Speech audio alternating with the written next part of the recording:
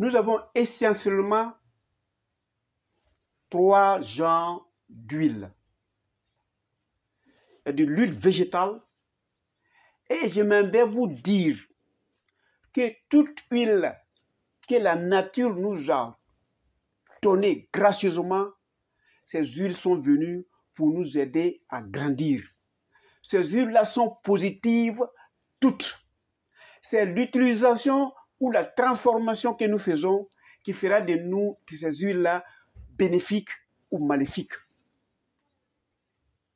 À côté de ces huiles, il y a de l'huile animale. Nous, en médecine de la santé, sommes foncièrement contre la consommation de l'huile animale, quelle que soit la forme qu'on va donner. En margarine, en lait, en beurre, en crème, quel que soit le nom que nous donnons, nous ne souhaitons pas que vous consommiez ces huiles après votre sévrage. La troisième huile, c'est l'huile de synthèse qui, effectivement, ce que la nature nous a donné en fonction de notre constituant, si l'homme veut en fabriquer, il en fabriquera dans le but de détraquer notre constitution. Pourquoi? Ben, nous allons le savoir aujourd'hui.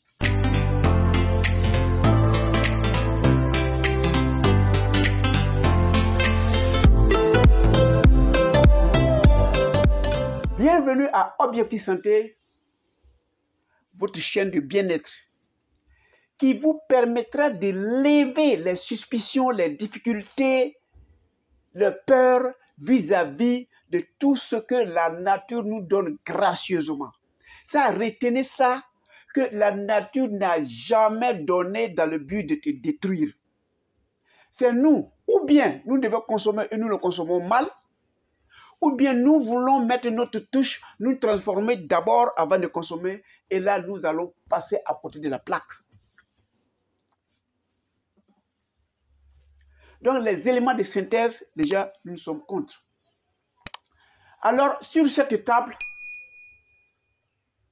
vous voyez que j'ai disposé les deux huiles qui m'intéressent, et puis j'ai mis un troisième à côté. Tout juste sur le premier lot, vous voyez le coco du cocotier. Et on tire, on coupe le coco du cocotier à l'état frais. Il est très bienséant de consommer, de manger et de boire le lait du coco. C'est très nutritif. Ce n'est pas l'objet de la vidéo. Nous voulons parler de sa capacité de production en graisse, en huile, en acide gras. Mais sachez déjà que la consommation de lait de coco est très nutritif. Ça permet même de nettoyer le liquide céphalo-rachidien. C'est-à-dire qu'il a la couleur, si nous regardons la médecine de la grand-mère, la couleur du lait de coco est la couleur du liquide céphalo-rachidien. Donc, il arrive à nettoyer l'eau dans laquelle votre cerveau est posé, à nettoyer l'eau dans laquelle qui permettent le nettoyage et à nettoyer ou à réparer les fils électriques qui sont dans votre corps. Oui. Ça permet aussi de nettoyer votre vessie. Vous mettez à consommer de lait de coco en mélangeant certaines substances, quelle que soit votre maladie de vessie, votre maladie de rein, va le nettoyer.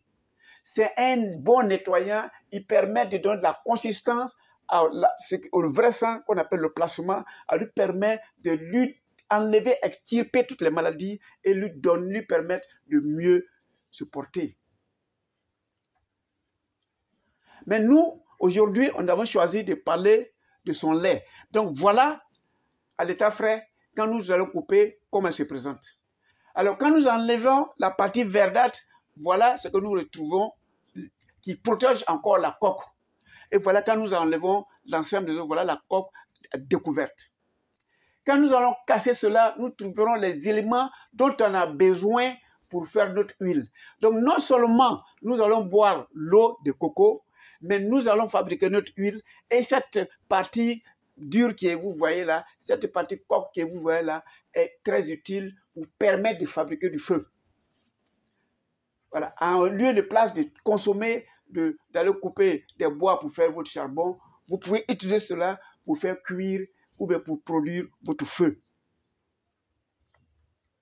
Donc, ceux qui ont profité ou qui souhaiteraient faire la culture de cocotier doivent savoir que dans le coco, il n'y a rien à jeter. Avant de sortir, l'élément dont vous avez besoin pour faire votre huile, puisque généralement ça cause de cette huile-là, tout ce qui est dans les phases pour atteindre cela-là sont comestibles, sont utilisables et sont producteurs d'argent. À côté du coco et de ces huiles, voilà ces huiles, l'huile du cocotier est généralement transparent. Voilà la couleur que ça donne. Maintenant, voilà le deuxième lot. Nous avons ici les graines de palmier. Ici aussi, ce qui nous intéresse essentiellement, c'est la production d'huile et ça produit de l'huile saturée. Et il y a deux parties qui produisent de l'huile dans les graines de palmier. Il y a la pulpe, la partie rouge, qui nous donne cette couleur rouge que vous voyez. Voilà, donc vous voyez qu'il y a deux bouteilles. Et dans la première bouteille, c'est une couleur rouge. Oui, ça, c'est l'huile qu'on a extrait à partir de la pulpe. Quand on finit de casser la coque dure, on sortira la graine. Et cette graine, on va transformer aussi cette graine en huile. Et voilà la couleur que ça nous donne. Donc, si vous avez choisi de faire le palmier à huile, vous bénéficiez doublement aussi. Pour ne pas aussi dire triplement. La coque dure est utilisée pour faire du feu tel que vous utilisez la coque du cocotier. La pulpe, vous l'utilisez pour faire l'huile rouge. Et la graine qui est dedans, vous l'utilisez 7 fois pour faire l'huile. Si vous voulez, je vais l'appeler l'huile noire. Donc, ceux qui choisiront de faire le cocotier ont 3 chances. Ceux qui choisiront de faire le palmier ont aussi 3 chances. Donc, c'est vous qui devez choisir votre orientation. Si vous avez choisi de faire le cocotier, vous allez extraire l'eau, vous allez faire le lait de coco, vous allez le commercialiser et vous allez gagner ça. Je vous rassure que de plus en plus, on s'oriente vers là-bas. Si vous avez choisi, et vous avez aussi la coque dure là qu'on utilise pour produire du feu et à l'intérieur, la graine, vous l'utilisez pour faire votre huile. Donc, vous gagnez doublement. Ici aussi, si vous prenez la graine du palmier, vous gagnez triplement. Vous prenez la pulpe qui va faire l'huile rouge, vous prenez la coque qui va vous produire du feu et vous allez prendre la graine à l'intérieur qui va vous permettre de sortir le deuxième huile qui est l'huile noire. Mais ces deux huiles sont des acides gras saturés. Qu'est-ce que c'est que saturé? Nous verrons dans la troisième vidéo. Et à côté, j'ai mis une huile qui est différente. Vous le sentez déjà, toutes les huiles sont différentes, elles ont leurs spécificités. Et les spécificités se voient à partir de leur couleur. L'huile a la couleur jaune et c'est de l'huile d'acide gras insaturé. Ici, on a comme exemple l'huile de tournesol. Donc, on pourrait avoir l'huile d'olive, l'huile de tournesol, l'huile de betterave, etc., qui sont des acides gras insaturés. Saturé, insaturé, c'est quoi exactement? Nous le verrons dans la troisième vidéo.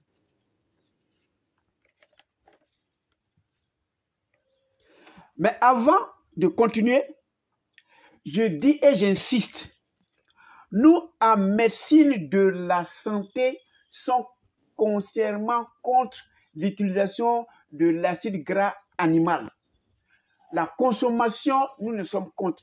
Faites de ça ce que vous voulez dans l'industrie, dans l'utilisation de la peau, dans l'embellissement des cheveux, mais la consommation de l'acide animal, de la graisse animale, nous sommes contre. Le beurre est l'huile extraite du lait d'animal. C'est bon, c'est même doux, mais nous déconseillons cela. Le lait même, après le sévrage, vous n'en avez pas trop besoin. À côté de cela, vous avez les suives de moutons, les suives de bœufs, de porc, ainsi de suite qui sont utilisées. Ces graines ont été clarifiées. Clarifiées, ça veut dire qu'on a chauffé et on a levé les extraits, les impuretés qui se trouvent dans cette graisse animale. C'est joli quand on regarde, mais à la consommation et à la transformation de notre organisme, c'est sujet à beaucoup de maladies de civilisation. Nous vous déconseillons la consommation de ces éléments d'origine animale. On peut les utiliser, j'insiste, à d'autres fins. Pourquoi nous sommes contre? La plupart de ces sucres, de ces acides gras ou bien sont toxiques.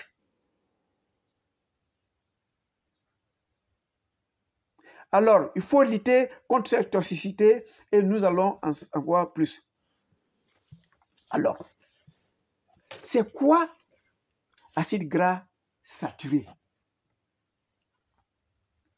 En attendant qu'on aille dans la pratique, pour que vous puissiez mieux comprendre, je vous donne déjà des éléments. Il y a des acides gras saturés, c'est les acides gras que nous avons ici, l'acide gras de cocotier ou bien du coco et l'acide gras du palmier. Mais il y a à côté des acides gras insaturés, monoinsaturés ou polyinsaturés. Le mot insaturé vient de la chimie organique. Les acides gras sont des graisses groupées par 3, donc triglycérides. Ils ont un squelette. Nous verrons le squelette dans la troisième vidéo, qui sont les atomes de carbone qui jouent le rôle de vertèbre. Ces atomes de carbone ont à leur extrémité des groupements acides légers que nous verrons dans la pratique. C'est pour cela qu'on dit acide gras. Quand nous allons voir dans la prochaine vidéo, je vais vous donner la formule acide qui est à la fin de l'acide gras saturé et de l'acide gras insaturé, qui soit en CD2, monoinsaturé ou polyinsaturé. À la fin, vous allez voir que à la fin de la chaîne se répète la même chose et c'est ce qui lui donne le caractère acide. Alors, comme la formule même est du gras et il y a un petit caractère acide à la fin, voilà pourquoi on dit l'acide, il est gras, il a de l'acide. Et comme c'est une petite quantité, on dit du graisse à l'acide, de l'acide gras.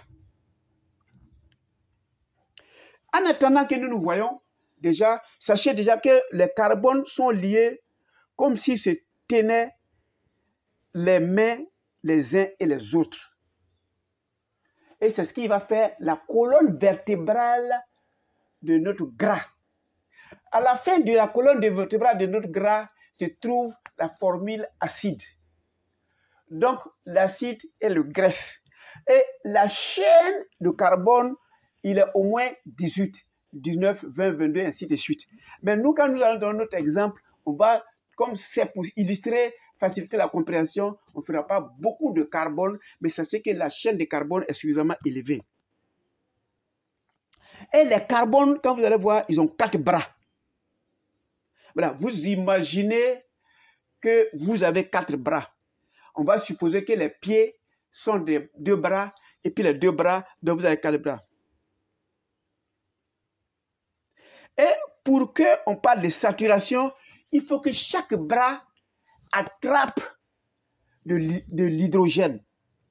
Donc, quand on prend un carbone qui a 4 bras, chaque bras attrape de l'hydrogène et chaque bras sont occupés. Comme les bras sont occupés, aucun bras n'est libre, on dit que le carbone est saturé. C'est-à-dire que tes 4 bras sont occupés. Si un seul bras laisse, il devient insaturé. Si un deuxième bras laisse, il devient insaturé. Donc, quand les 4 bras sont occupés, on dit que c'est du carbone saturé parce que ces 4 bras sont occupés. Et si un bras laisse son hydrogène, on dirait qu'il est insaturé parce que l'autre bras qui a laissé peut attraper n'importe quel autre atome ou molécule de passage. Donc la formule va changer. Alors si c'est 2 bras qui sont libres, on dit que c'est polyinsaturé parce que le premier bras libre peut attraper une formule quelque part, le second bras peut attraper une autre formule quelque part, et il va en sortir une autre formule, un autre acide qui est fabriqué. Nous allons faire dans la dernière vidéo, au laboratoire, nous allons nous amuser à changer les bras de certains éléments et nous allons voir que la constitution et la forme et la couleur va changer en fonction de les bras de carbone ont attrapé ou bien ils ont laissé.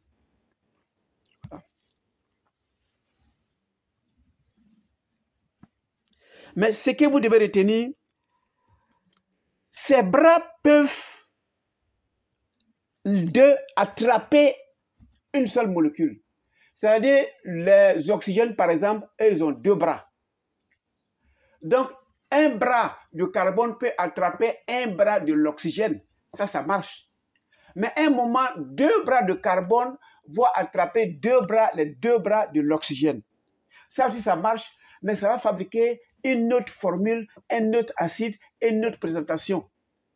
Et ça va donner un autre, par exemple, acide adélaïde est une autre formule qui est sortie de l'original et commence à devenir insaturée, donc instable. Donc, c'est la double liaison qui parle de l'insaturation. Parce que dans les doubles liaisons, ils peuvent se libérer facilement.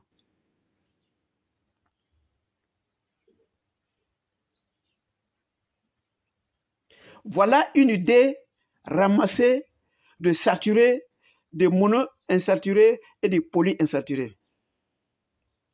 Maintenant, un acide gras monoinsaturé appartient à la famille de oméga 9. C'est la localisation sur la chaîne que nous verrons qui fait qu'on dirait que l'huile est de l'oméga 3, c'est de l'oméga 6, c'est oméga 7, c'est oméga 9, ça dépendra. C'est pourquoi nos huiles dont nous parlons, l'huile de cocotier, l'huile de palmier, sont des huiles très résistantes à l'oxygénation parce qu'ils sont saturés. Mais les huiles gras insaturées, comme ce que nous avons l'huile de tournesol, est instable. Il peut au passage s'attraper n'importe quelle molécule et puis sa forme va changer. Et ce qui fait son acidité.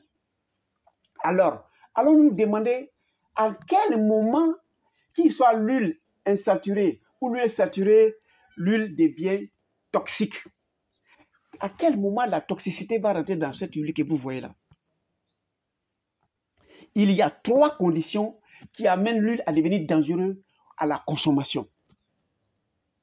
La première condition, la toxicité est liée au caractère très transformé. Vous voyez, pour donner la meilleure production de la chose, on va utiliser des pesticides. Et l'utilisation des pesticides va donner des molécules chimiques qui seraient en train de protéger notre plante contre les prédateurs. Ces produits phytosanitaires vont s'inviter dans le corps de nos graines là, de nos graines ou de nos cocos là, et puis il va commencer à transformer l'utilisation. Donc depuis déjà la culture, on peut commencer déjà à préparer l'état de toxicité de la plante. Deuxième élément, c'est l'utilisation des solvants pour l'extraction de l'huile. Mais c'est quoi un solvant? Pour comprendre, nous prenons par exemple l'eau. Vous allez réaliser dans la 5e vidéo que je me suis servi de l'eau pour extraire les secrets de la plante. Et on a fabriqué une teinture mère qu'on va utiliser quand nous allons nous amuser à faire un peu de chimie dans la 5e vidéo. Ou bien j'ai pris l'eau que j'ai fait chauffer et puis j'ai enlevé les principes actifs, c'est planté dans la plante qui va. Donc on appelle solvant ce qui est capable d'extraire les principes de la plante que nous utilisons. Alors, pour faire l'extraction de l'huile, on va utiliser des solvants. On peut utiliser l'eau ou bien on peut utiliser un autre élément. Je prends un exemple, par exemple l'hexane. L'hexane est une dérivée du pétrole. Il est très toxique. On va utiliser l'hexane pour pouvoir extraire l'huile dans nos graines ou bien l'huile dans la coque de coco. Et l'hexane va rester dedans. Et comme l'hexane est très cancérigène, c'est l'hexane là qui va donner le cancer et non l'huile de coco ou l'huile du palmier. Donc l'utilisation de ces solvants qui vont se distiller dans le corps par moment, ils vont, après avoir fait la première production, qu'on appelle ça l'huile végétale brute, ils vont vouloir raffiner, ils vont vouloir extraire le solvant que nous-mêmes, les humains, nous avons mis dedans, c'est-à-dire qu'il n'existait pas dans le corps. Mais nous allons tout faire, nous ne pourrons pas le sortir. Vous allez acheter votre huile d'olive, première expression à froid, évidemment, c'est bien fait. Mais comme dans notre gourmandise, afin de faire beaucoup de bénéfices, nous utilisons l'hexane qui va permettre effectivement d'extraire beaucoup d'huile. Si nous le faisons d'une manière naturelle, à la première pression à froid, nous allons voir qu'on a laissé peut-être les 30% de l'huile dans notre graine. Donc, comme nous voulons, nous sommes très gourmands, on va prendre ce produit chimique pétrolier là qui va nous permettre d'extraire une grande quantité, pour ne pas dire toute la quantité, mais en extrayant, cet hexane sera présent dans notre production. Donc, on peut avoir tous nos huiles insaturées, mais on va voir la trace d'hexane dedans dans notre différents commerces. Deuxième condition de toxicité, c'est l'oxydation des acides gras polyinsaturés. Ils sont facilement oxydables. Il est difficile d'oxyder notre huile de palmier et notre huile de cocotier, mais il est très facile de transformer la contenance, la structure de nos huiles insaturées. Donc les acides gras polyinsaturés sont très instables et sont facilement transformables à partir de la lumière. Voilà pourquoi vous allez voir beaucoup d'huiles ont l'air vert, les bouteilles dans lesquelles on met qui sont teintées. Parce que la lumière même dans votre supermarché arrive à transformer, à lui permettre d'être oxydée depuis mettre la bouteille. Donc, vous allez réaliser que de plus en plus, la couleur est teintée. Ici, là, moi, j'ai mis un truc pour que vous voyez depuis où vous êtes. Mais si j'avais mis, je devais le transformer et l'utiliser, ça devait être dans une bouteille teintée. Deuxième, la chaleur va impacter la structure même de votre acide gras insaturé. Voilà pourquoi on conseille de le mettre dans les lieux frais. On ne met pas les huiles d'olive, les huiles de tournesol, les huiles de betterave dans la chaleur. Vous le mettez dans le frais, si vous voulez même dans le frigo, pour permettre de lutter contre la chaleur qui permet le changement. Troisième élément, quand on met l'huile de tournesol, les acides gras insaturés dans l'air, l'oxygène qui est dans l'air va commencer à impacter la structure de votre acide gras insaturé et la structure aussi va changer. Donc vous voyez que chaque huile a sa spécificité, chaque huile a sa force. Par exemple, si vous prenez quelle que soit l'huile, qu'il soit insaturée ou il soit polyinsaturé, ça c'est la troisième structure. La troisième condition, c'est la teneur à oméga 6. En quoi on peut trouver une teneur à oméga 6? Quand vous faites cuire, surtout les commerçants font cuire dans la même huile là pendant plusieurs semaines leurs poissons parce qu'ils doivent commercer. Et on a découvert plus de 130 composés oxydés, volatiles, qui sont très toxiques, qui sont par exemple des aldéhydes insaturés, qui peuvent donner le cancer dans nos fritures, dans notre poisson braisé, dans notre poulet braisé, l'huile qu'on utilise, puisqu'on ne change pas cette huile-là a subi des transformations avec la chaleur du feu, a subi des transformations avec la lumière, a subi des transformations avec l'air qui tourne là-bas. Donc, vous allez votre poulet que vous consommez, évidemment, c'est doux au goût, mais il y a toutes les substances qui sont prêtes à vous frapper les cellules et avec une consommation exagérée sur au moins 10 ans, vous êtes capable de créer des cellules cancéreuses en vous. Donc, ce n'est pas l'huile qui soit saturée ou insaturée qui l'a fait, c'est le conditionnement, c'est la conservation, c'est l'utilisation qui vont transformer l'huile qui est venue à l'origine pour nous arranger, qui vont nous déranger. Alors, la faute tenait en oméga 6. C'est quoi? Les acides gras polyinsaturés en oméga 6 sont les précurseurs d'inflammation. Mais chez nous, en médecine de la nature, l'inflammation est très utile dans le phénomène aigu. Je dis bien dans le phénomène aigu. Parce que c'est l'inflammation qui te permet de savoir que tu viens de te blesser. La réaction de ton organisme qui devient inflammatoire, tu lui montres que, attention, André, je me suis blessé. Quand tu te brûles, c'est l'inflammation qui te permet d'envoyer la protection contre le danger. Donc, l'inflammation aide l'organisme à réparer les tissus endommagés. L'inflammation permet de faire pousser, par exemple, les muscles sportifs. Quand vous commencez à faire du sport et que vous commencez à sentir les muscles sortir, c'est une forme d'inflammation aiguë. Je dis bien aiguë. Maintenant, la contre-indication de l'oméga 6, c'est l'inflammation à long cours. L'inflammation chronique est une inflammation des maladies.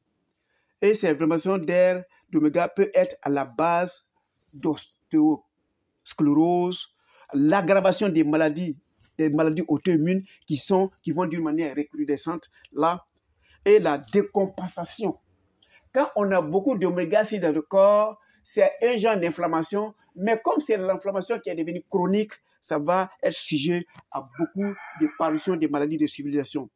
L'inflammation de l'artère, le diabète, les cancers, etc. Voilà pourquoi, déjà, je vous dis, pour balancer ces causes, il faut encourager la consommation de l'oméga 3. Oméga 3 est opposé à l'effet de l'oméga 6. L'oméga 3, 6 est inflammatoire et oméga 3 a des pouvoirs anti-inflammatoires.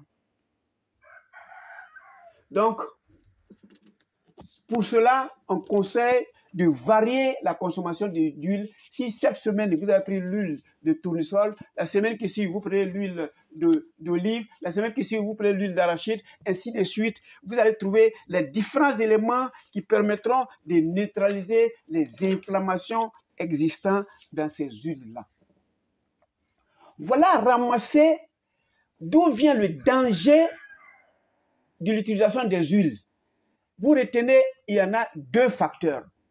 Premièrement, depuis la culture, ils ont commencé à détraquer l'état de santé naturel de la plante. Deuxièmement, la conservation ne se fait pas bien parce qu'on met à l'air libre. Troisièmement, on a besoin de faire cuire une friture avec, et même huile là, il est en train de chauffer sur le feu. On chauffe à ne pas en finir parce qu'on veut faire des bénéfices. Et après avoir laissé cette huile à l'air libre, qui a le temps de faire cette transformation, c'est le même prix de l'huile à consommer, c'est plus dangereux que tout. Mais n'allez pas dire que l'huile, c'est parce que c'est de l'huile qui est devenue dangereuse. C'est vous-même qui avez rendu cette huile toxique. C'est vous-même qui avez rendu cette huile dangereuse à partir de l'usage que vous en avez fait. Voilà, j'insiste dessus pour que vous compreniez à la fin de ces 5 vidéos que c'est l'homme même, en voulant transformer la nature telle que lui veut, il va fabriquer ces poisons qui vont faire de lui ce que ces poisons voudront eux aussi. Merci de votre temps d'écoute. Nous allons aller voir un peu physiquement dans la 3e vidéo. Il s'agit de quoi exactement?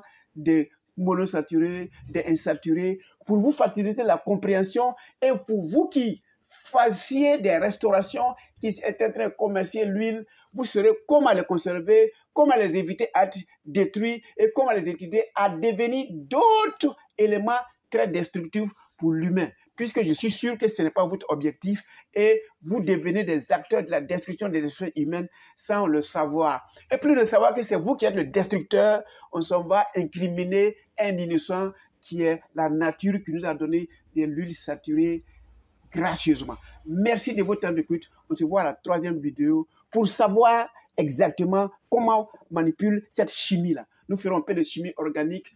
Surtout, ne craignez pas, ce n'est pas compliqué, vous comprendrez et puis vous saurez que vous êtes votre propre docteur dans une large mesure. Merci et on se voit à la 3e vidéo.